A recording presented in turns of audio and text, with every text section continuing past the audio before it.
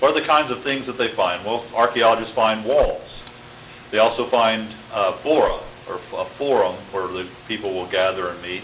Usually they're very large public paved areas with large columns you can see. They find roads.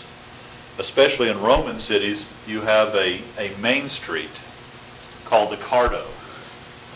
So when you hear the word Cardo, it's talking about Main Street. It's the same way with most cities, right? You think about your hometown, there was probably some drag, some main street in the city. Well, it goes all the way back in ancient times. But in Roman cities and Greek cities, that was called the Cardo. And then there was usually a major street that crossed that later. It's called the Decumanos, which created the grid pattern in a Roman context. So here's examples of streets that have been found. They also find cisterns, underground water reservoirs, which you're looking at here. It's down inside of it. Because you need lots of water for the people, and if you didn't have a natural spring, you would need to create some kind of reservoir to capture water during the rainy season. You find structures, very large public structures. Anybody guess what this is? This particular structure? It's 5th century. Hippos, Suzida in Israel. What is it? Looks like a temple. Has a large nave in the middle and side aisles, columns. It's a church. This is church architecture after the time of Constantine. This is the nave, and these are the side aisles. Basilica type church. Has beautiful mosaics.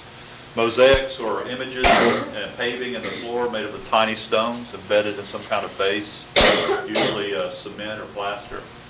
And they can make very beautiful designs. Here's an early mosaic floor, and they built another structure on top of it, so you have a wall that's cutting through that earlier mosaic. Same thing here.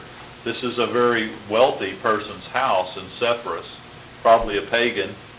You can see different images there that show the different gods. I think Orpheus is one of the major featured gods in this particular house. And these are the foundation walls for a church.